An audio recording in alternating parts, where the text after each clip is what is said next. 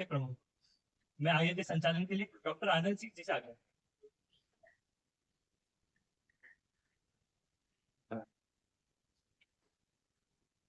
ज्ञानशील एकता को चरितार्थ करने वाले विद्यार्थी संगठन अखिल भारतीय विद्यार्थी परिषद हाल द्वारा आयोजित आयोजित की टॉप कार्यक्रम में आप सबका अभिनंदन करता हूं। इस कार्यक्रम में अत्यंत गहराइयों से, भावनाओं की गहराइयों से और अत्यंत समादर से मैं आज के कार्यक्रम के केंद्रीय व्यक्ति, देश के विख्यात आध्यात्मिक संत योगी गुरु श्री मां का भी अभिनंदन करता हूँ। कृपया तालियां बजा करें।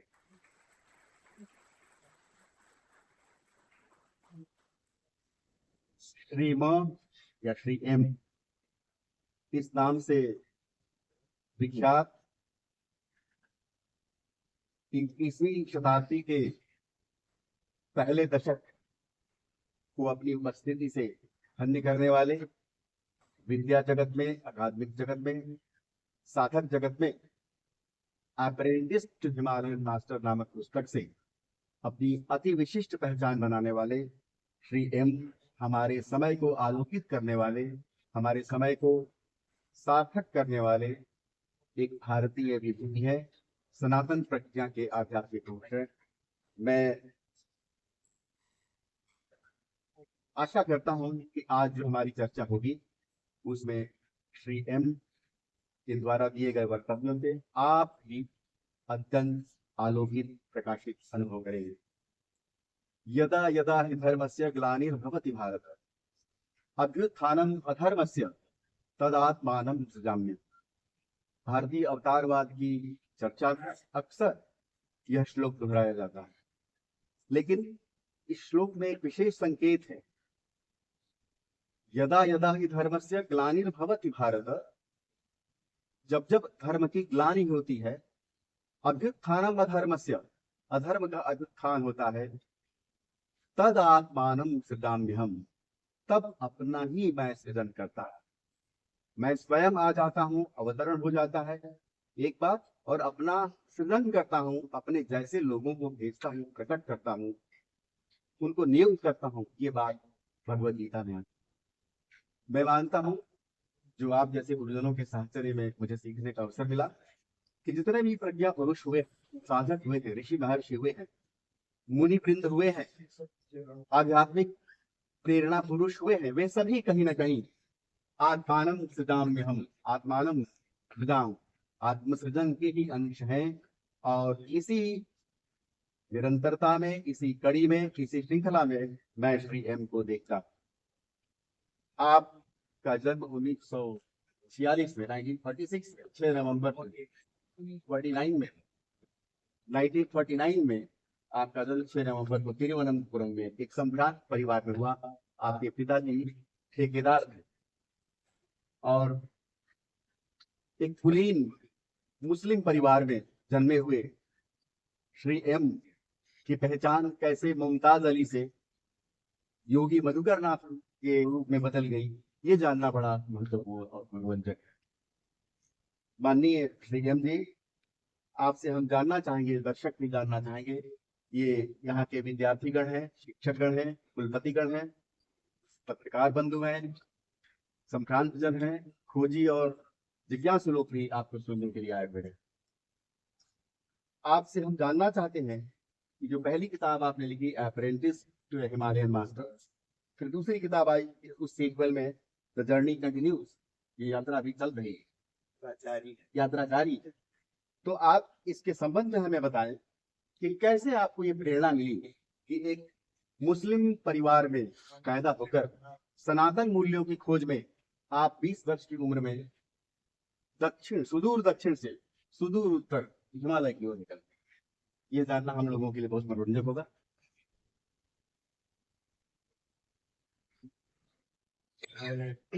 आनंद जी की नमस्कार।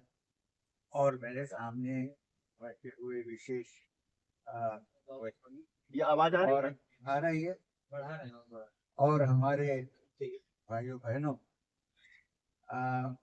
एक अच्छा संदर्भ है मैं देख रहा हूँ। इसके पहले मैं एक बात कहना चाह रहा हूँ। आगे जी कहते हैं कि इसको मत कहिए, मगर कहता ही रहता हूँ। वो ये है कि ये समझ लीजिए कि पैदा हुआ केरल में, अब आश्रम है आंध्र प्रदेश में, और मेरी श्रीमती कर्नाटका से सारस्वत है, इसलिए बोल लेता हूँ। मगर उसमें कुछ गलती हो तो आप लोग मुझे माफ करना। हाँ? तो इतना कहने मैं शुरू। तो पहले ये समझना चाहिए कि जब हम किसी व्यक्ति को देखते हैं तो हम खाली इस जन्म में वो व्यक्ति कहाँ से पैदा हुआ और कहाँ जा रहा है इसका नहीं सोचते। पीछे कुछ है या भविष्य में जो है उसके बारे में हम सोचते नहीं, और मेरी सोचने की जरूरत है।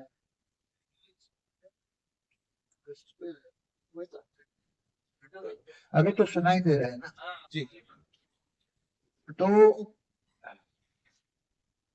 इतने साल इस आध्यात्मिक खोज और यात्रा, और मेरे गुरु महेश्वर नाथ बाबा जी की कृपा से, जिनको महाअवतार बाबा जी कहते हैं, हम हमारे परंपरा में श्री गुरु कहते हैं, उनकी कृपा से मुझे ये समझ में अच्छी तरह आ गया कि शरीर जन्म जन्म में बदल सकता है, मगर आत्मा जो है वो जो पहला जन्म है उसका इंप्रेशन लेके आता है।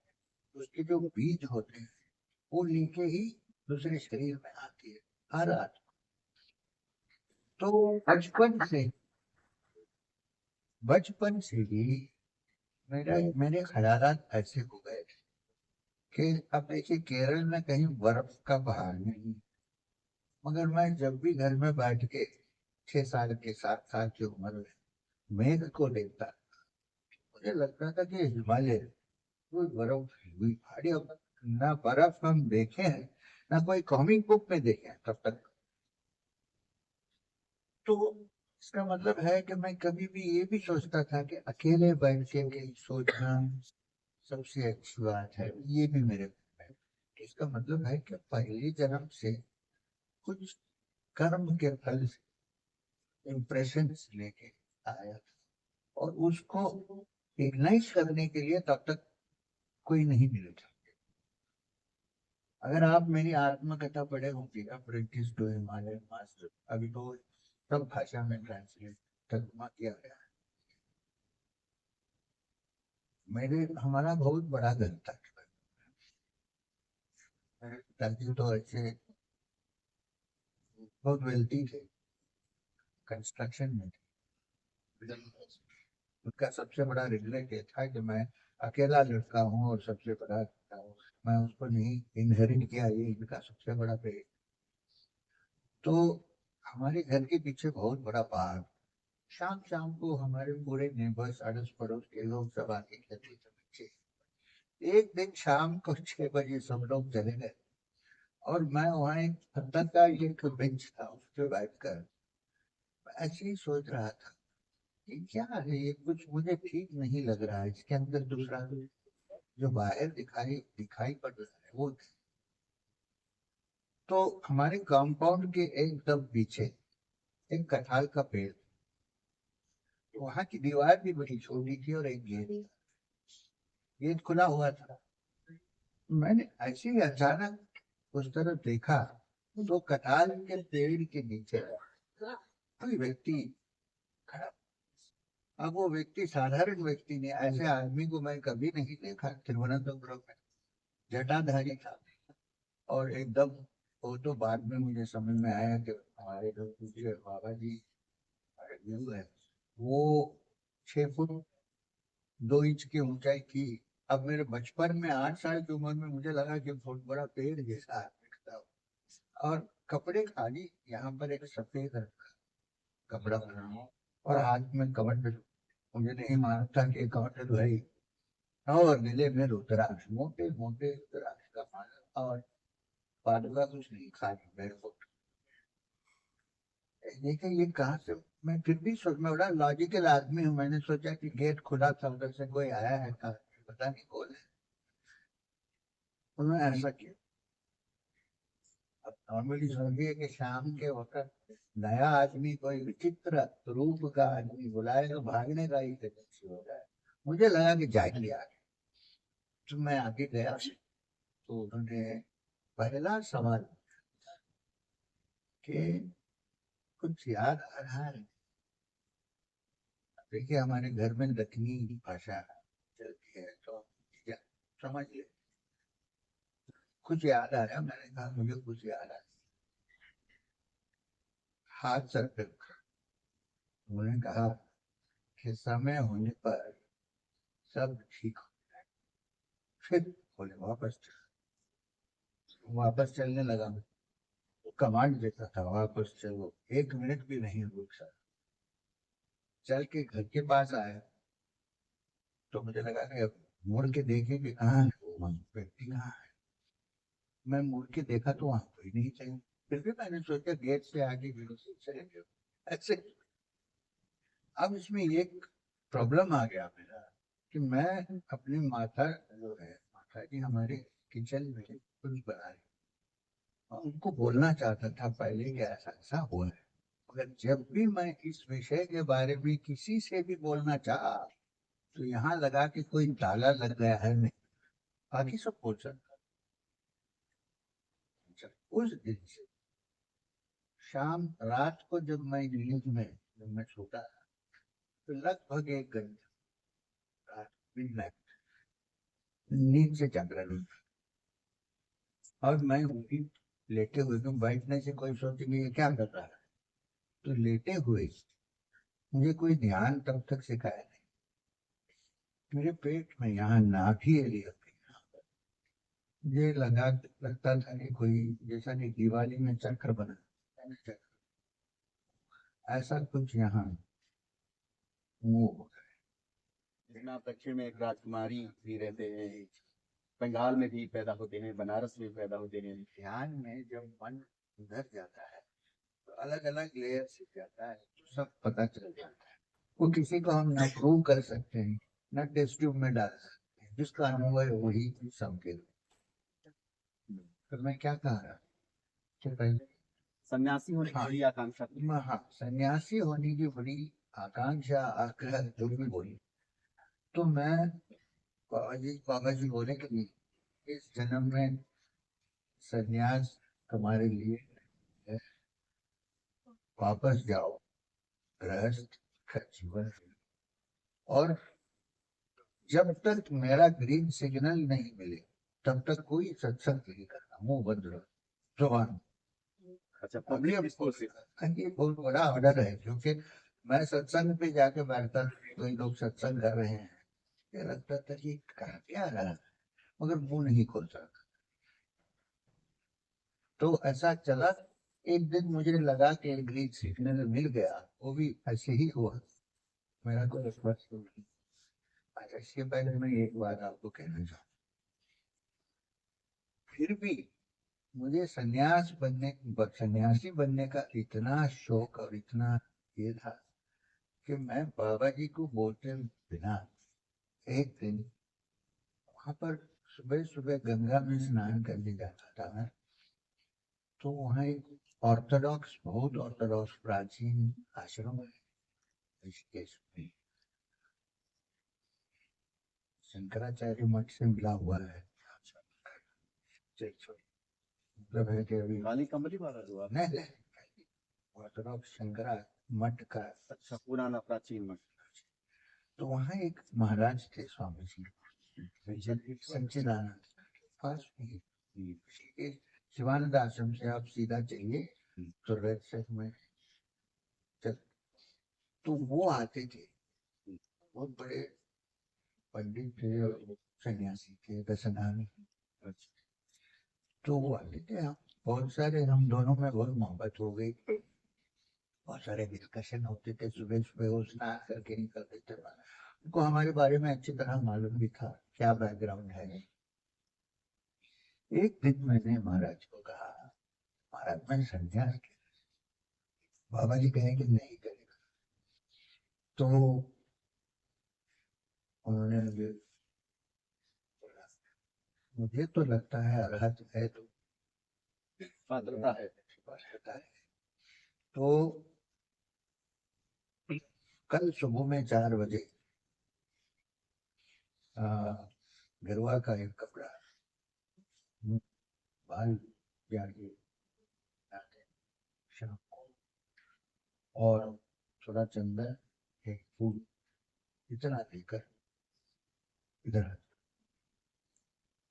तो बाबा जी ने मुझे जन्म गायत्री जप पर संध्या करता बोला कि जो विराज होगा विराज हो संतो ठीक संन्यास तो अच्छा सब सेट करके वापस आ गया। सुबह में मैं गया, महाराज नहीं थे। 1 घंटा मैंने वहां पर तपस्या की, महाराज नहीं आए। लगा ये कुछ गड़बड़ है। फिर मैं वापस गया अरुण जी को कहा, बाबा जी भी मुझसे बात नहीं करे। 11 बजे बाबा जी मैंने ये थोड़ी लगती है क्या रखा। 11 साढ़े 11 बजे कहा स्वामी सच्चिदानंद जी को जाके मिल लेना।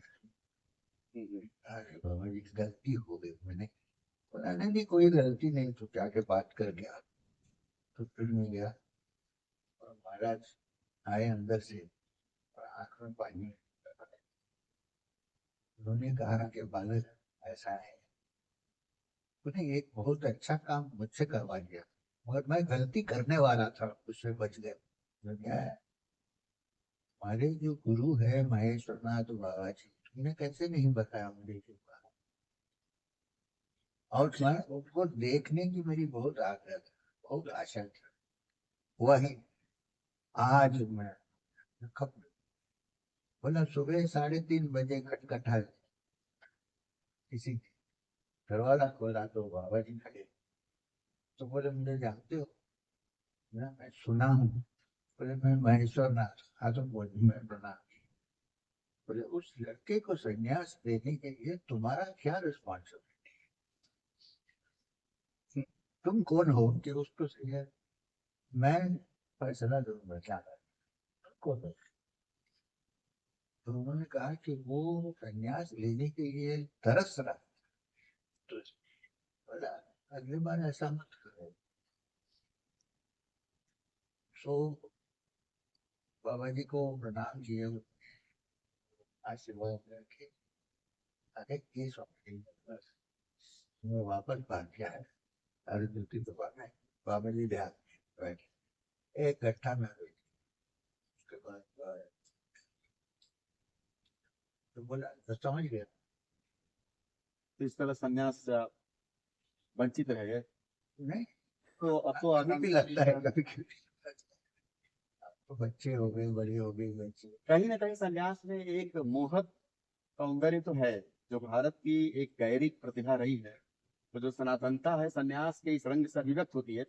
ये जो नया भारत आपके सामने बन रहा है, आप तो 40 वर्षों से देख रहे हैं, साधनात्मक भारत को भी देख रहे हैं, ऐतिहासिक भारत को भी देख रहे हैं, और विगत 10-15 वर्षों में जो एक नए तरह का भारत सामने आया है उसको भी देख रहे हैं। इस सिलसिले में 2 प्रश्न करूंगा, क्योंकि समय कम है अब आपके पास। मैं आपको एक बात कहना जी चाहता जी। हूँ। कुछ साल पहले मैं बाबा जी के साथ आया। अच्छा। अयोध्या में मस्जिद वही थी, तो सामने चबूतरा पूजा हो रहा था। जी। ऐसे ही बैठे थोड़ी देर बाबा जी ने कहा कोई शक्ति संसार में नहीं है जो कुछ कर सकती है कि रामलाला वापस यहाँ जाए। कोई आएंगे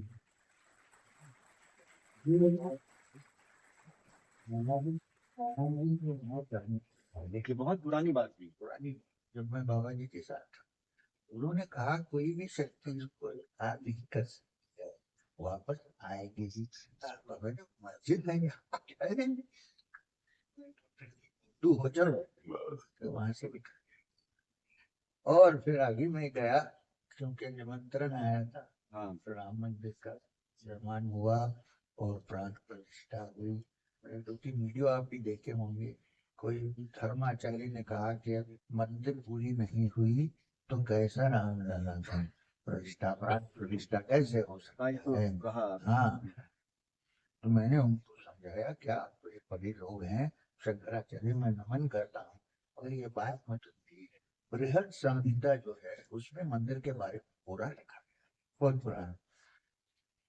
उसमें लिखा गया कि अगर गर्भगृह हो तो प्राण प्रतिष्ठा हो सकती है। मंदिर पर आप देखिए सोमनाथ में कौन सी मंदिर की हाँ प्राण प्रतिष्ठा पहले हो। जी आदि शंकराचार्य ने बद्री नारायण में प्राण प्रतिष्ठा योगेश्वर नारायण का किया, कोई मंदिर नहीं। राम जी स्वयं रामेश्वरम में शिवलिंग का प्रतिष्ठा है, वहां कोई मंदिर थी। तो मैंने कहा तो आप कुछ टेक्निकल काम होगा जिसे आप नहीं आ पाए, मगर सबको आशीर्वाद समझ, क्योंकि मुझे मालूम था कि ये मंदिर आने वाली ही है। आपने कहा कितने साल पहले।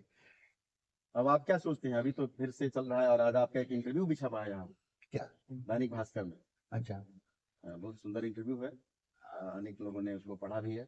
आपने ये कहा है उसमें स्पष्ट रूप से कि जो साक्षात प्रमाणों सहित मंदिर ही है, तो वो एक धार्मिक सौजन्य के लिए, सौमनस्य के लिए अन्य पक्षों को इस पर चिंतन करना चाहिए, जिससे कि भारत में एक नए तरह का ब्रदरहुड भाईचारा बन सके। मैंने ये भी कहा, कोई लोग मुझे मिले थे, जी बोले कि ऐसा ऐसा है कि कुछ लोग ऑब्जेक्ट कर रहे हैं, कैसा कह रही है। जानकी नाथ सहाय करे जो कौन बिगाड़ करे न। क्या बात है। आप तो नाथ परंपरा के योगी हैं और आदिनाथ तो स्वयं भगवान शिव है, बाबा महेश्वर नाथ उसी परंपरा की हैं। एक जिज्ञासा मेरी भी रही है कि जो जिन लोगों ने ऑटोबायोग्राफी ऑफ ए योगी परमहंस योगानंद की पढ़ी है, वो सब लोग महाअवतार बाबा और उनके शिष्य लाहिड़ी महाशय के विषय में जानते हैं। आपकी पुस्तक बताती है कि लाहिड़ी महाशय को महाअवतार बाबा के पास पहुंचाने वाले आपके गुरु, और जो कम लोगों को है ये इससे पता चलता है। और दूसरी एक नया तथ्य ये भी पता चलता है कि नाथ संप्रदाय में जो महान योगी हुए हैं, मत्स्येंद्रनाथ, गोरखनाथ, उसी परंपरा में बाबा बालकनाथ थे, जिन्हें लोग महाअवतार बाबा के नाम से जानते जी। हैं। ये एक बड़ी बात है। तो ये जो भारत की ऐसी नाथ परंपरा जो मूल शैव परंपरा रही है, अभी भी ये योग साधना के क्रम से आपके बाद भी ये जारी है। बड़े कम लोग दिखाई देते हैं आप जैसे लोग। मगर एक बात, परंपरा कुछ भी, सनातन धर्म ऐसा है भारत का, कोई भी परंपरा से आप जा सकते, शैव परंपरा हो, वैष्णव परंपरा हो, सारे परंपरा है हमारे पास, मगर मोक्ष प्राप्ति सबका है। उसको भक्त कहेगा कि दर्शन हो गया भगवान का, ठीक है, वो भी मोक्ष ही है, क्योंकि बाकी कोई आग्रह नहीं रहता। और वेदांती कहेंगे तो परम ब्रह्म अनुभव, अनुभव भी नहीं कह सकते। जब परम ब्रह्म है तो कुछ नहीं है, कौन अनुभव कर रहा है? बिल्कुल कोई नहीं, खाली अनुभव करने वाला भी वही होता है, जिसका अनुभव हो रहा है वो भी वही। हाँ, तो ये सब जो है ये अनुभव की बात है, थियोरेटिकल नहीं है ये।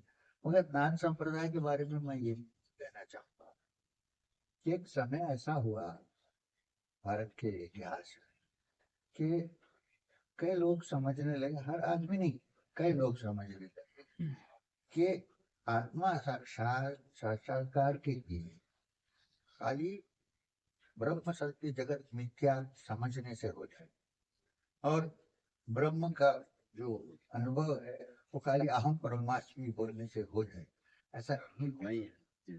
बोल सकते हैं मगर ब्रह्म नहीं बन सकते, बड़ी मुश्किल की बात है। उसके लिए योग की जरूरत होती है। अब भगवत गीता आप पढ़े होंगे, भगवत गीता के आखिर हर अध्याय के नीचे एक चीज लिखा गया, एक श्लोक आता है, ये चाय के ऊपर चर्चा करना। हाँ मैं चाय पीता नहीं हूँ, तो चर्चा जारी रहेगी, चाय बंद होगी। मैं भी तो वो तो प्रतिभा कभी कभी चाय पीता हूँ और इतना ही ना। तो तो थोड़ा सा लें। मैं लेता हूँ। तो क्या कहा? ब्रह्म चर्चा की बात आप कर रहे हैं, हम लोग भगवत चर्चा ब्रह्म चर्चा हाँ, करते हैं। तो भगवत गीता में हर अध्याय के आखिर में एक श्लोक है, हाँ, यदि श्रीमद् भगवत गीता उपनिषद उपनिषद उपनिषद में क्या मालूम होता है आपको? ब्रह्म विद्यायाम, फिर एक है योग शास्त्र, योग शास्त्र। फिर श्री कृष्ण अर्जुन संवाद है। तो बीच में योग शास्त्र के बारे में क्यों व्यास महर्षि ने उपनिषद किया? क्यों?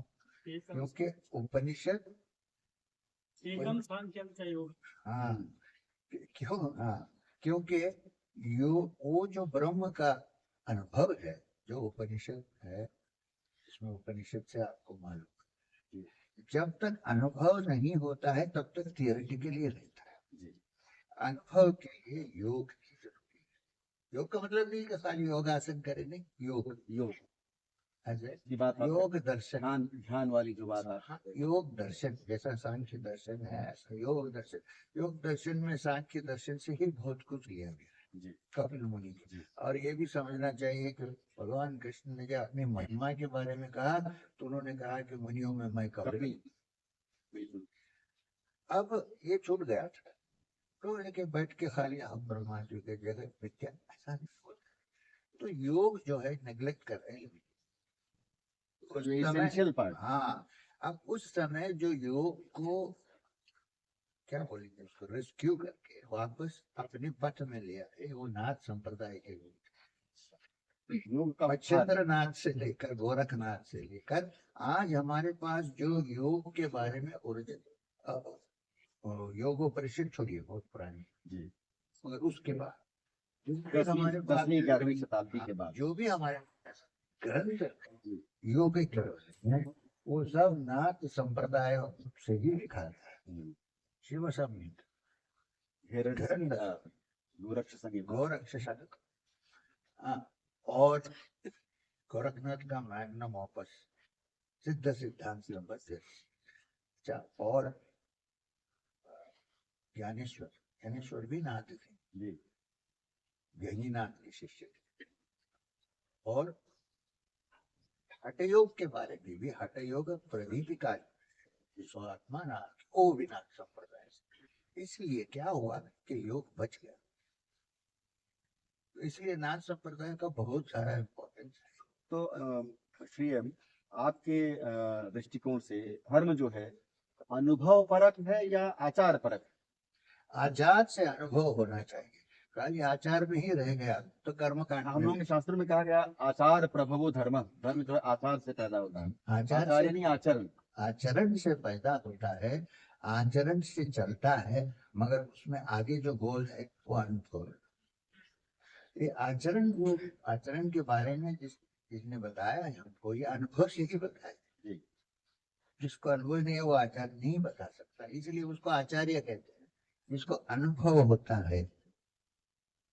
अच्छा, अब हमारे दक्षिण में एक बहुत बड़े योगी थे, का सुंदर गाना है, भक्ति श्लोक है, पिबरे राम रसा, पीर मोहम्मद, पिबरे राम रसा। कौन है? सदाशिव। हाँ, ये जाने वाले, अच्छा याद है, वो अवधूत थे, अवधूत थे, उनकी चर्चा की है आपने? सदाशिव ब्रह्मेंद्र दशनामी थे। उनकी चर्चा की है आपने? हाँ, तो वो दशनामी थे, तो वेदांती थे। तो उनको लगा कि ये योग को वेदांती लोग क्यों अलग कर रहे हैं, तो उन्होंने एक सुंदर किताब लिखी जिसका नाम है योग सुधाकर, पढ़ना चाहिए। वो योग सुधाकर पातंजलि योग सूत्र का कमेंट्री है, मगर उसमें ये ब्रिज जो हम वो बना रहे हैं जैसा योग और वेदांत के बीच। आप एक इस्लामी परंपरा के परिवार से आप निकले और सनातन परंपरा में आप चलते चले गए। आपकी पुस्तक से कई बार ये झलकता भी है कि एक तरह का कहीं ना कहीं थोड़ा एक क्लैश जैसा भी है। आपका मन उस परंपरा के आचार को जानता है, लेकिन जो विचार रमता है वो सनातन में रमता है। और ये बड़ी दूर तक आपकी साधनात्मक जिंदगी में दूर तक ये कंट्राडिक्शन दिखाई देता है। मुझे लगता है फिर जब लौटे हैं आप साधना करने के बाद, तो वापस अपने परिवार और घर और धर्म में पुनर्प्रतिष्ठित हुए हैं, तो वो जो कंट्राडिक्शन पैदा हुए उसका समाधान कैसे किया आपने इस्लाम और कोई सनातन में? समाधान ही नहीं किया, मैंने कहा मैं जैसा ही हूँ ऐसे ही रहूंगा, जो जिसको बोलना है करना है उसको करना, मगर सबसे प्यार से रहो, प्रेम से रहो। ये भी मैंने सीख के आया। मैं बाबा जी के साथ था, ऐसा आदमी को मैं मेरी जिंदगी में नहीं देखा। कुछ भी हो जाओ उनके मन से जो प्रेम था आपकी पूरी पुस्तक गुरु के प्रति असीम श्रद्धा और असीम प्रेम से लबालब भरी हुई है। भारत की जो ज्ञान परंपरा है वो गुरु शिष्य की परंपरा है। जो मेरी आत्मकथा है, सच में देखा जाए तो उसमें हीरो महेश्वर नाथ जी हाँ। मैं नहीं हूँ, जी तो उनकी कृपा से ही मैं जो हूँ, जो भी हूँ, वो उनकी कृपा से। हम तो उस आत्मकथा को ऑथेंटिक वाणी मानते हैं। और एक प्रश्न और एक जिज्ञासा श्रोताओं या पाठकों की ओर से रखना चाहूंगा। उसमें पूरी पुस्तक में एक ऐसा दृष्टांत, एक ऐसा, अच्छा ये मेरी आवाज जा रही होगी, जोर से ही बोल रहा हूँ। उसमें पूरी पुस्तक में एक ऐसा दृष्टांत है श्री एम, जो रैशनलिस्ट हैं, विवेकवादी हैं, या प्रत्यक्षवादी, पॉजिटिविस्ट जिसको हम कहते हैं दर्शन शास्त्र में, कि जो हम देखते हैं वही सच है, जो इंद्रिय गम्य है वही सच है। तो उसमें एक 20वें अध्याय में या 25वें अध्याय में आता है कि आप गुफा में, अरुंधति गुफा में शायद बैठे हुए हैं, और पीछे आपके गुरु ने आपको सुला दिया है और आगे बैठे हुए हैं वो, और एक विशाल अग्नि का गोला आसमान से उतरता है और आप भयभीत हो जाते हैं, पहले कभी ऐसा देखा नहीं, और एक बड़ी जोर की आवाज आ रही है, और आपके आश्चर्य को बढ़ाती हुई वो गुफा के ही द्वार पर वो गोला आता है, और उसमें से एक गेट जैसा कुछ खुलता है। जैसे वो तिलिस्मी फिल्मों की तरह ये दृष्टांत है, ये साधारण घटना नहीं है।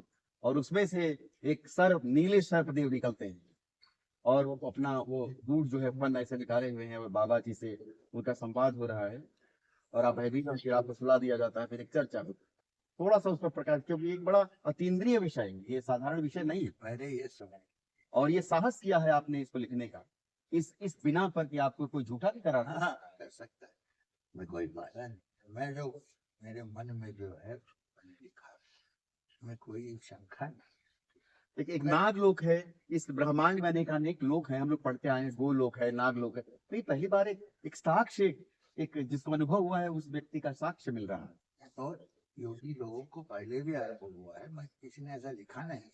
हाँ। तो ये बात है कि जो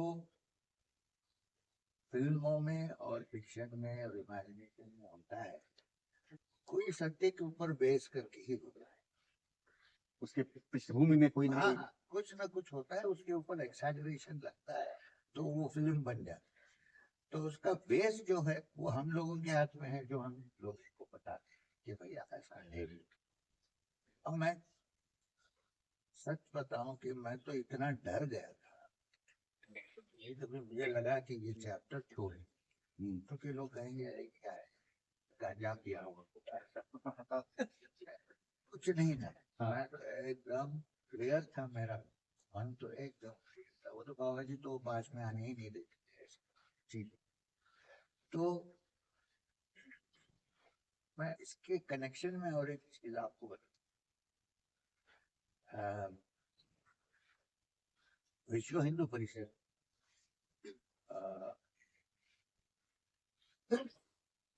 सिंगल है। अशोक सिंघल जी, एक दिन मैं दिल्ली में बैठा हुआ अपने रविशंकर जी तो मिनिस्टर थे, उनके घर में खाना भोजन, तो एक फोन कॉल आया। तो उन्होंने कहा कि अशोक सिंघल जी का बहुत उम्र, उसके 3 साल बाद वो उनकी डेथ हुई, 3 साल। तो उन्होंने कहा कि उनका फोन है, तो वो फोन में बोल रहे हैं कि श्रीयम आए हुए हैं मेरे पास, भोजन कर रहे हैं। वो कह के मैं अभी आ, उन्होंने मुझे पूछा आप क्या करेंगे, वो कह रहे हैं कि मैं अभी आ रहा हूँ, नीचे। तो वो आए, तब तक हमारा भोजन वोजन सब खत्म। वो आए, बैठे, नमस्कार करे और प्रणाम करने में बोला प्रणाम मत कीजिए। बैठे और बोले मैं इसलिए आपके पास आया हूँ, मैंने आपकी आत्मकथा पढ़ी हिंदी में, अंग्रेजी। वो समय जो आप बोल रहे हैं, जब वहां अरुंधति गुफा में वो कुछ हुआ, गोल्ड जैसा कुछ आया। उस समय मैं प्रचारक था यशवंतपुर, अच्छा। और मैं 82 में काम, 82 के पास ही प्रधानमंत्री, मैं 82 में काम। सुबह में मैंने भी एक आवाज सुनी, ऐसा कुछ स्फोटक हो रहा है। दूसरे दिन सुबह में हमारे जो लोग वहाँ काम करते थे गांव में, वो गांव वालों ने कहा आज रात ऊपर से कुछ ऐसा ग्लोब जैसा लाइट आया, और वो जैसा तड़ाके हो गया, ऐसा आवाज के साथ वो अरुंधति नहीं कहा, व्यास गुफा के पास, वशिष्ठ गुफा के पास चला। तो बोले कि जब मैं आपके आत्मा, मैंने कैलकुलेट किया कौन सा ईयर हो सकता है, ये बराबर मुझे निकला कि यही समय है जो आपने लिखा है इसका। वो आपसे बोलना था। मैं बहुत दिन से सोच रहा था आपको कहाँ पकड़े, क्या पकड़े। 70-71 की बात है। हाँ, मुझे अच्छी तरह जानते थे क्योंकि मैं नाना जी के पास काम करता था, जी। तब वो कार्यालय में वहीं झंडे वाले। मगर उस समय मैं इसके बारे में किसी से डिस्कस नहीं, क्योंकि बाबा जी ने लगा, तो बोले इसलिए मैं फिर जाते जाते इतना बड़ा मान, उन्होंने कहा कि मैं प्रणाम दे तो हमें प्रणाम करें, बोला नहीं, आप मेरे से उम्र के इतने बड़े, और आप जो काम किए हैं भारत के लिए, संस्कृति के लिए, बहुत बड़ा काम है, आप मुझे नहीं। बोले नहीं, वो अशोक सिंगल है, वो जो बोलते हैं वो करते। बोला मैं प्रणाम करूंगा, तो प्रणाम किए। पूरी उनकी सिक्योरिटी सब देख रहे थे कि क्या है। प्रणाम में है ही, हम सब आपको नहीं, प्रणाम करते हैं। मैंने बोल रहा, मुझे कोई प्रणाम करता है तो मुझे ही डर लगता है कि भाई ये भगवान दूसरे भगवान को प्रणाम करता है। यही तो खूबसूरती है। तो हर मनुष्य के हृदय में परमात्मा का एक अंश होता है। एक आखिरी प्रश्न मैं इनिशिएट कर रहा हूँ, फिर जो श्रोतागण है वो भी कुछ आपसे जानना चाहते हैं। आपने अपनी साधना क्रम में अंत में आकर मदनपल्ली में एक आश्रम बनाया और विश्व के अनेक देशों में आप गए, आपका स्वागत भी हुआ, हर जगह आपने क्रिया योग जो बाबा जी से आपने ये गूढ़ ज्ञान अर्जित किया उसको प्रसारित भी किया। बल्कि हम तो आपको धन्यवाद देते हैं कि जो कठिन शर्तें थी कि जब पात्र लोग मिलेंगे, एलिजिबल लोग मिलेंगे, तो उनकी पात्रता की बड़ी कठिन शर्तें थी, उसको आपने कम करवाया कि भाई 4-5 गुण भी मिल जाएंगे तो आप ये ज्ञान आप देंगे। और हमें जाने बाबा जी के साथ बहुत चर्चा हुई उसके। जी, तो स्वयं उपस्थित ही हुए और महावतार बाबा जी ने रिलैक्सेशन करवाए 21वीं शताब्दी के लिए। तो किसी को मिलता ही नहीं, नहीं मिलता, उतनी कठिन शर्तों का पालन नहीं कर सकते लोग। तो बहरहाल प्रश्न ये था कि आपने अंत में कन्याकुमारी से कश्मीर तक की एक पदयात्रा की, वॉक ऑफ होप नाम से 2015 में, लगभग 500 दिनों में 5800 किलोमीटर की आपने यात्रा संपन्न की। 500 दिन नहीं, 500 डेज, 1 साल और 3 महीने लगे हम लोगों को। जी। 7500 किलोमीटर कन्याकुमारी से कश्मीर। कभी कभी मुझे इसलिए बड़ा 2015 से 16 नहीं, मुझे इसलिए कभी कभी सोचते ही मुझे लगता है कि ये जो हमने किए वहां से यहाँ तक, वो 4 महीने में कैसे एक व्यक्ति कर सकता है? होगा नहीं, ऐसा तो गाड़ी में बिठा के ले जा, पता नहीं, चलिए छोड़िए। तो हाँ, हमने किया था उसके बारे में। ये आपने इसलिए किया कि एक भाईचारा संदेश, पर्यावरण, राष्ट्रीयता, धार्मिक सहिष्णुता, ये मुख्य उद्देश्य था। तो इस तरह की आपने यात्रा संपन्न की है और उसके बाद आपकी यात्रा मुसलसल जारी है। तो ये एक नटशेल में जो श्री एम से हमारी जो चर्चा और बातचीत हुई, इसमें इनके जीवन का पूर्व पक्ष, साधनाकालीन पक्ष और एक उत्तर पक्ष भी, जिसमें आप नाना साहब से भेंट करते हैं। और बाद में एक आश्चर्यजनक बात यह है कि जे कृष्णमूर्ति के फाउंडेशन में राजघाट बनारस में भी आप उनके साथ क्लोज किचन कैबिनेट में आप रहते हैं। ये कितना आश्चर्य का विषय है। तो उससे भी एक उपजता प्रश्न, कृष्णमूर्ति तो हर चीज को निगेट करने वाले व्यक्ति थे। उनके लिए न साधना का महत्व था, न परंपरा का महत्व था, न अतीत का महत्व था। यहाँ तक थियोसॉफी के सारे बड़े आचार्यों को भी उन्होंने नकार दिया और आप उनके साथ रहे। तो आपका क्या संदेश होगा इस देश के लिए? मैं इतना कहना चाहता हूँ कि एक नया एक सेक्ट बना है जिसका नाम है कृष्ण मूर्ति। ये नया सेक्ट है, हाँ, तो कहाँ पे बना है? यहाँ बन गया है अच्छा। मूर्ति के नाम। अच्छा। अब वो लोग जो विश्वास करते हैं मैं उसमें विश्वास नहीं करता। मैं कृष्ण मूर्ति को अच्छी तरह जानता जी। हूँ। वो एक तरह के अवधूत यानी एक तरह के ऋषि है यार। लोग बोलते हैं कि मैं कृष्ण मूर्ति का फॉलोअर, जो कुछ मन में है मैं करूंगा और फिर उनकी चिंता करूंगा। पहले वो वेजिटेरियन थे, जी। उनको मांस देखते ही अच्छा नहीं लगता था। दूसरा, सुबह 2 घंटा योगा करते। जी। कहीं भी कोई वेद का उच्चारण करने सादा से लोग आते थे बनारस में सुबह में सुनने पर। मुझे लग रहा है कि उपनिषद में जैसा कि एकम सत विप्रा बहुधा वेदांति का है, वो सत्य का और एक तरह का उनका इंटरप्रिटेशन था। जी। वो नहीं कि धर्म तोड़ना चाहते थे, ऐसा नहीं, फुल अंडरस्टैंडिंग। अब ये इसके बारे में लोगों को समझाना है, इसलिए मैं अगली मेरी किताब जो मैं लिख रहा हूँ उसका टाइटल है, अब तो मुझे 4-5 साल लग जा रहे हैं किताब की इधर उधर भागना, है कृष्णमूर्ति एंड उपनिषद। उपनिषद पहले का, क्योंकि उपनिषद तो पहले आए, तो उपनिषद एंड जय कृष्ण के टाइटल में मैं एक पुस्तक अभी लिख रहा हूँ, रचना हो रही। अब उसको पढ़ेंगे तो पता चलेगा कि क्या है इसका। ये जरूर हम लोग पढ़ेंगे। तो वो कभी मुझे अकेला मैं मिलता था, मुझे कभी पूछते थे बाबा जी आप कैसे थे, क्या सिखाया, कहाँ कहाँ। वो ऐसा, वो वेस्टर्न टाइप के लोग थोड़ा उनको ये तो उनका पोर्ट्रेयल है, वो तो he was a nihilist, did not believe anything. आप देखिए, मैं आप टाइम है ना 5। आप देखिए अच्छा विषय, आदि शंकराचार्य जब पहले आदि शंकराचार्य जब पहले बनारस गए तो बौद्ध नहीं कोई बौद्ध धर्म के बहुत लोग वहां थे उस समय। अगर आदि शंकराचार्य नहीं प्रकट होते तो आज हम हिंदुस्तान के बदल बौद्धस्तान बन जाते। सच बात, वो अच्छा है खराब है वो छोड़िए, अगर बन जाते। उन्होंने एक अकेला एक आदमी का काम था, दिग्विजय। अब जो वहां गए और उपनिषद के बारे में चर्चा करनी शुरू की, तो वहां के जो कर्मकांड के लोग थे वो कहने लगे कि ये हमारे धर्म को खत्म करने के लिए आया है याद।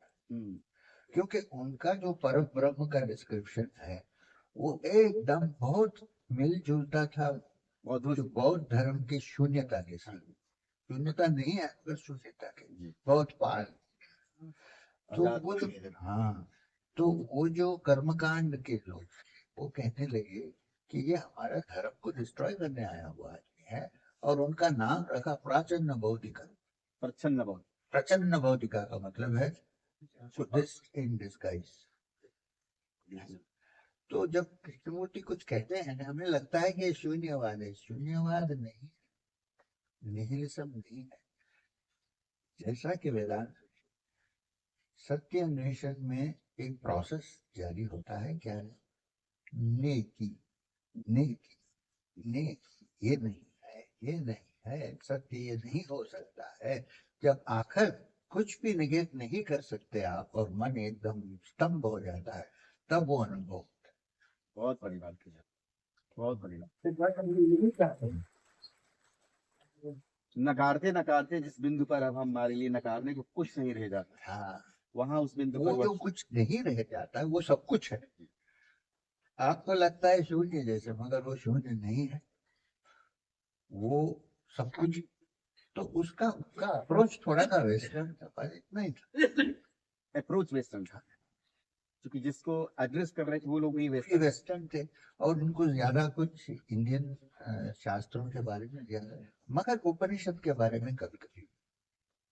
ये भी एक इंटरेस्टिंग फैक्ट है कि हमारे समय के क्रिया योगी और विलक्षण आध्यात्मिक पुरुष श्रीयम कृष्णमूर्ति के जीवित साहचर्य रहे।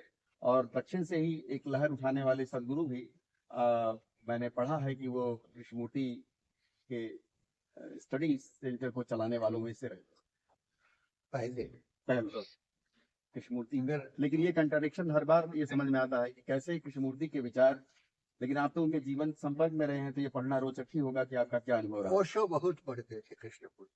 ओशो तो खैर उनके विचारों को ही हिंदी में लगभग उल्था करने वालों में से रहे।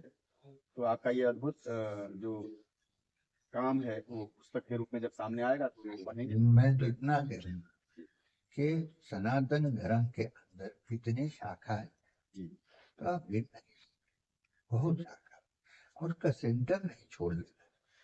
उसका केंद्र क्या है कि हर मनुष्य के अंदर परमात्मा का एक जीवात्मा के रूप में, और इसीलिए हर आदमी और हर शरीर क्षेत्र है। बहुत सुंदर। गीता का क्षेत्र हम बनाते हैं तो ये चलते फिरते क्षेत्र। तो सनातन धर्म का जो है वो कभी नील नहीं, कोई उसको बिगाड़ नहीं सकता, क्योंकि वो हर चीज उस बीज का विनाश तो विनाश कोई कर नहीं हो ही नहीं सकता, इसलिए तो सनातन। इसीलिए ही उसको सनातन कहते हैं। तो इस टी टॉक में आप लोग सुन रहे थे श्रीमान। अब आपके मन में यदि कोई प्रश्न हो सर आप ले लीजिए। कितना समय श्रीमान हमारे पास है? वो कब जाना है वो तो साकेत जी बताएंगे ना। अभी हम अपने जी पूर्व मुख्यमंत्री जी ने आपको आमंत्रित किया है तो वहाँ जाना है। आप 8:30। श्री जी मेरा एक प्रश्न है। पिछले 26 साल से ये प्रश्न कहीं पूछना चाहता था, लेकिन आज मुझे लगता है कि वो अवसर है। मेरा नाम इम्तियाज अली है। 89 में नानाजी देशमुख के संपर्क में आया। अच्छा, और 2001 से चित्रकूट जा रहा हूँ। साल में 3 बार चित्रकूट जाता हूँ। सुबह फजर की नमाज के बाद लापतानाथ जी की परिक्रमा करता हूँ। लेकिन वहां से आने के बाद जो मेरे कार्य में मेरे में जो ऊर्जा का जो एक बढ़ोतरी होती है, जो इजाफा होता है, उसको मैं आज तक समझ नहीं पाया हुआ। क्या है कि कोई भी आराधना आपकी भगवान की किसी तरह भी हो सकती, मगर वो जब हो जाएगा ना, सुबह सुबह जब हो जाता है तब सारा दिन आपके शरीर को, मन को, सब वो संभाल। आप देखिए भगवान जो है वो कोई भी नाम से बोल सकते हैं। आप ऋग्वेद 1000 साल पहले, 1000 साल पहले एक अंशा त्रिपुरा बहुदावदन सबके एक है, अलग अलग नाम से होते हैं उनको। मगर बस इतना समझ लेना चाहिए कि दूसरा आदमी जो आराधना कर रहा है वो हमसे कोई कम नहीं है। हम जो आराधना कर रहे हैं वो हमारी आराधना है। मगर आप कह रहे हैं कि मैं नानाजी देशमुख के साथ रहा, मैं चित्रकूट जाता हूँ, दयाचौर संस्थान का काम करता हूँ। इसका मतलब क्या हुआ कि आप धर्म इस्लाम का फॉलो कर रहे हैं, मगर आप हृदय में भारतीय है कि नहीं? ये नहीं छूटना है। आप नहीं कर रहा हूँ कि आप छोड़ रहे, नहीं, ऐसा नहीं कर रहा। आपका पर्सनल धर्म कुछ भी हो, अगर आप कहेंगे कि मेरा धर्म सबसे अच्छा है और कोई, तब प्रॉब्लम होता है, नहीं तो नहीं होता है। तो सनातन धर्म में ऐसी इंटरेस्टिंग व्यू है कि हर तरफ से धारा सह करके एक वो सागर का नाम है सनातन। यहाँ हर आदमी काम का है, खुशी से काम कर सकता है। आप तो उसका एग्जाम्पल है। बहुत सुंदर। एकदम आप हमारे आपके लिए हम लोग ताली बजाते हैं। हाँ, ऐसा नहीं। और कोई अब देखिए मैं बता रहा हूँ, अयोध्या में अभी एक मस्जिद बना रहे हैं। नहीं, मस्जिद बनी, कोई सनातनी ऑब्जेक्ट किया क्या? नहीं, सनातनी के स्वभाव में ही नहीं है ना। बोल दीजिए भाई। आपका एक सत्संग फाउंडेशन जो चलता है उसके बारे में थोड़ा बताएंगे कि उसकी हमने वेबसाइट वगैरह देखी तो उसमें काफी सारा बच्चों को लेके बहुत कुछ है। सत्संग इसलिए इसका नाम सत्संग आया कि मैं बचपन में जब परिव्राजक था तब एक बार कांची गए, तो कांची में परमाचार्य थे, कांची परमाचार्य जयेंद्र परमाचार्य नहीं जयेंद्र जी नहीं, उनके चंद्रशेखरेंद्र चंद्रशेखर सरस्वती, चंद्रशेखर भारती वहाँ थे श्रृंगेरी में। ये सब वो बहुत उम्र हो गई थी उनकी, ऐसा बैठती थी। मैं सामने गया तो मुझे बोले तमिल में बहुत सत्संग करना है मुझे, बहुत सत्संग करना है। मुझे कुछ समझ नहीं। तो बाद में जब हम सोचे कि अकेला आदमी ये काम नहीं कर सकता है, कुछ संगठन बनाना है, तो मुझे वो याद आया सत्संग। मैंने कहा इसको सत्संग फाउंडेशन का नाम ही रखे। वो सत्संग क्या है? सत्य सत्य है, और संग क्या है? आप तो जानते हैं संग क्या है। जब व्यक्ति मिलकर एक काम करते हैं उसको संग, संगच्छत्वम, मिलकर चले। तो इसलिए हमने सत्संग फाउंडेशन बनाया। हमें 2-3 एक्टिविटीज हैं हमारे। एक है पेड़ पेरने की। मैं ये विश्वास करता हूँ कि पेड़ जितने होंगे इतना अच्छा है मनुष्य। तो उसको हम मैत्री कहते हैं। मैत्री का मतलब है पेड़ से मैत्री तक, और माई ट्री अंग्रेज मेरा पेड़। और स्कूल, हमारी एक बोर्डिंग स्कूल है जिसको हम पीपल ग्रो स्कूल कहते हैं। ICSE स्कूल है, अगर वो अंग्रेजी में ट्रांसलेशन है अश्वत्थवत विद्यालय, पीपल ग्रो स्कूल, वो है वो चलते। फिर सत्संग विद्यालय वहाँ एक चला रहे हैं हम गरीब बच्चों के लिए, 250-300 से ज्यादा बच्चे वहाँ, स्टेट बोर्ड का है, आंध्र स्टेट बोर्ड का है। और फिर शिविर होती है साल में 10 बार 5 बार शिविर। अभी तो भोपाल में अभी शिविर हो, क्रिया योग सिखाते हैं 3 दिन के शिविर में। आखिरी दिन हम क्रिया योग सिखाते हैं। ये सब एक्टिविटीज। और मैं हर जगह जाता हूँ, जहाँ तीर्थ स्थान जाना मुझे बहुत पसंद है, जाता है। तो ये है सत्संग फाउंडेशन के। तो बहुत सारे लोग हमारे साथ जमकर काम कर रहे हैं। एक तरह से कहा जाए कि भारत में हमारे उसमें विवाहित भी हैं, ब्रह्मचारी भी हैं, दोनों हैं। और टाइम प्रणाम करता हूँ आपको। मेरे गुरु भी को परंपरा से हैं, एक संप्रदाय से जी। अच्छा। संप्रदाय कौन है उनका जी, उनके साथ अंत में अभी शिक्षारत हूँ मैं। वो कहाँ पर है? जी कहाँ है? खजुराहो, बेसिकली मैं छतरपुर जिले से हूँ। अच्छा। खजुराहो के पास रवि फार्म का आश्रम है। अच्छा। जी हाँ जी। मैं अभी पिछले दिनों देख रहा था एक पॉडकास्ट में, आप रणवीर अलावादिया जी के साथ थे, और सडन आपने वो रुद्राक्ष वाला जी हाँ। मैं जानना चाहता हूँ कि क्या था वो। कुछ नहीं है, उसको छोड़। एक बार तो आपने करण सिंह जी को भी इतना इम्पोर्टेंट नहीं है। मैं ये हम आप पूरा पहले से देखेंगे तो समझ में आएगा। मैं क्लिप देख रहा था मालिक को। हाँ, मैंने इसलिए कहा कि बहुत बड़ी बात नहीं। तो मैंने उनको कहा, वो रणबीर को मेरे साथ 2 हफ्ते रहेंगे तो मैं आपको सिखा देता हूँ। ये कहते बहुत बड़ी आध्यात्मिकता की बात नहीं है, इसके लिए मैंने सिखाया। जी रमणा महर्षि थे इतने बड़े जी ज्ञानी, कभी रुद्राक्ष तो नहीं बनाए। नमस्कार, मैं जयमोहन जोशी। मेरा प्रश्न ये है कि हम अभी सनातन धर्म की बात कर रहे हैं, उसके साथ एक शब्द आता है सनातन। आजकल आधी जनता ये बोलती है कि हम सब सनातनी हैं, कुछ भी काम करते हैं। तो ये सनातनी शब्द की हम सरल परिभाषा देना चाहें तो एक सनातनी होता है। सनातन का मतलब है जिसको हम गिन नहीं सकते इतने सालों से, एटर्नल नॉलेज जो हमारे पास आता है, ये सनातन। और जो भी उसका पूरा तो हम ये नहीं कर सकते, मगर जो भी छोटा छोटा इधर उधर उसके पार्ट्स जो हम मानते हैं तो सब सनातनी है। पूरा सनातन, सनातन एक्चुअली सनातन का डेफिनेशन देखा जाए तो परब्रह्म है, दूसरा कोई चीज सनातन नहीं है। मगर जो भी हम उसमें से थोड़ा कुछ निकाल के अपने जिंदगी में, अपने लाइफ में हम प्रैक्टिस करेंगे तो आप ऑटोमेटिकली सनातनी बन गए। बहुत सिंपल है। अब एक प्रश्न मेरा ध्यान बस के एक विषय में दो एक प्रश्न छोटा ले सा प्रश्न है। हाँ, हम जब ध्यान करते हैं तो वो किसका करते हैं?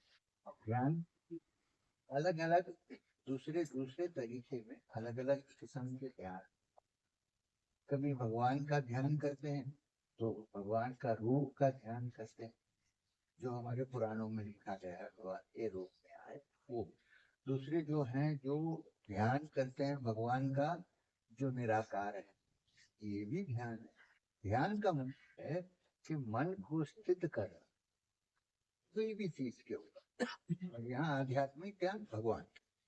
अब भगवान का मतलब सनातन धर्म में खाली रूप भी भगवान नहीं है, जिसका स्वरूप नहीं दिखता है आपको परम, वो भी क्या भगवान का ध्यान करने से मुक्ति संभव है? भगवान का ध्यान करने से ही मुक्ति मिलेगी।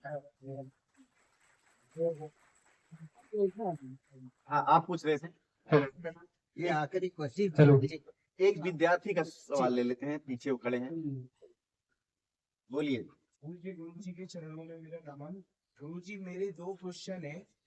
पहला तो जब है ना मनुष्य 84 लाख योनियों में भटकता है, एक तो उसके पश्चात हम अलग अलग जन्म लेते हैं, हमारे कर्मों के अनुसार जन्म होता है। तो मनुष्य बहुत मतलब पीड़ित रहता है, परेशान हो जाता है, उसको भूख भी लगती, प्यास भी लगती, अनेक प्रकार के संघर्ष और कष्टों से वो गुजरता है अपने जीवन में। तो इससे जन्म और मृत्यु के बंधन से मुक्ति कैसे प्राप्त होगी? और दूसरा प्रश्न ये है कि हमने एक पहला प्रश्न अगर आपके मन में मुक्ति के लिए इतना आग्रह है कि बाकी सब आपको इम्पोर्टेंट नहीं लगता है, मुक्ति के ऊपर ही आपका मन जाता रहता है अभी भी, तो आप फिक्र नहीं करें, आपके लिए गाइड गुरु अपने आप आएंगे और आपको मुक्ति की तरफ ले जाएंगे। मगर दृढ़ विश्वास होना चाहिए कि मुझे दूसरे कोई चीज में इंटरेस्ट नहीं है, खाली मुक्ति ही चाहिए। ऐसा मन में आ गया तो आपको गुरु भी मिल जाए। दूसरा प्रश्न। दूसरा प्रश्न ये है कि हमने पिछले जन्म में और इस जन्म में भी भूल चूक से या जानबूझकर अनेक पाप होते हैं हमसे, तो उन पापों से हमको इसी जन्म में किस प्रकार से मतलब सभी पापों से मुक्ति कैसे मिलेगी? मुक्ति ही है, दोनों मुक्ति वाले। तो एक ही से उस कनेक्टेड है ये बात। ऐसा है, अभी समय नहीं है तो मैं आपको कहूंगा कि भगवत गीता है, भगवत गीता का पहला चैप्टर, पहला अध्याय, 6वां अध्याय अभ्यास की हो, और फिर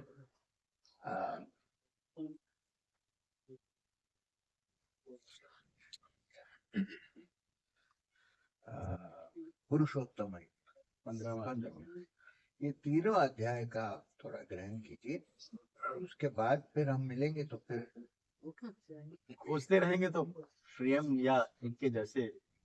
गीताएं अनेक प्रकार की कौन की है और गीता अब ये तीसरा सवाल हो जाएगा। एक इसको ये इसका उत्तर देंगे फिर छोड़। तो मैं आपको कहूंगा कि बड़ा सिंपल से गीता हिंदी में है, गीता प्रेस का खाली।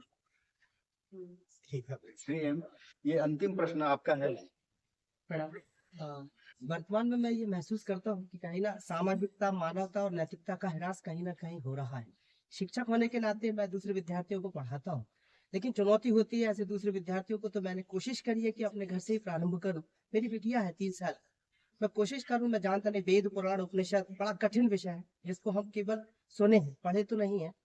किंतु आज के भौतिकतावादी और जो समय परिवर्तित हो चुका है या हो रहा है, ऐसी स्थिति में आज की पीढ़ी में ये जो अध्यात्म वाला बीज है, इसको कैसे रोपित कर सकते हैं? एक होता है खुद सीख जाना, एक होता है सिखाना। क्योंकि हम सिखा नहीं सकते। इस पे थोड़ा सा यदि आप मार्गदर्शन देंगे तो पहले सीखना चाहिए फिर सिखाना चाहिए। तो पहले बेसिक क्या है उसको सीखना चाहिए। आपका बीज अगर ठीक से सीख गए आप, बीज बो जाएगा तो अच्छा सा पेड़ उससे निकलेगा, फिर बच्चों को भी आप सिखा सकते हैं।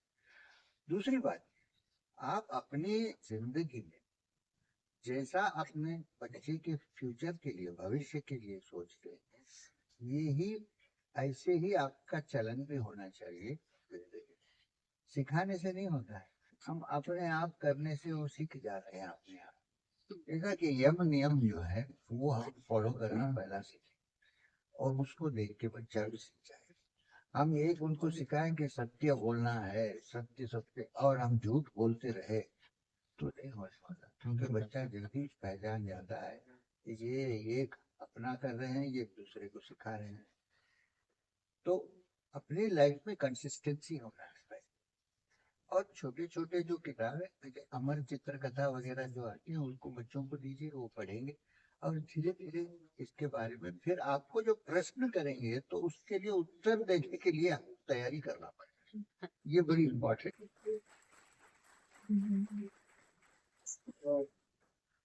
इस चर्चा को आपकी अनुमति से श्रेयम यहाँ मैं और भी बैठता, अच्छी चर्चा हो रही है। हाँ, जाना है तो कहीं जाना है। तो इस तरह से हम लोग इस चर्चा को यहाँ पर विराम देते हैं, कहते हुए कि भारत की ऐसी गंभीर आध्यात्मिक साधना परक ज्ञानात्मक परंपरा में आप जैसे महापुरुष शताब्दियों से होते हुए चलते हुए आए हैं। सनातन को उन्होंने प्रतिष्ठित किया है। धर्मो रक्षति रक्षिता, जो सनातन की रक्षा में सन्नद्ध हो जाता है वह सनातनता भी उसको सुरक्षित करती है। और सबकी सुरक्षा में हमारे देश की, हमारे इस राष्ट्र की सुरक्षा निहित है। तो आप जैसे महानुभावों के आशीर्वाद से यह सनातनता ऐसे ही चलती रहे और निरंतर यह आध्यात्मिक यात्रा हमारे बाहरी ज्ञान विज्ञान को प्रकाशित करती हुई पुनः हमें विश्व गुरुत्व की ओर ले चले। ऐसी शुभकामना के साथ आज के इस टी टॉक को हम यही संपन्न करते हैं।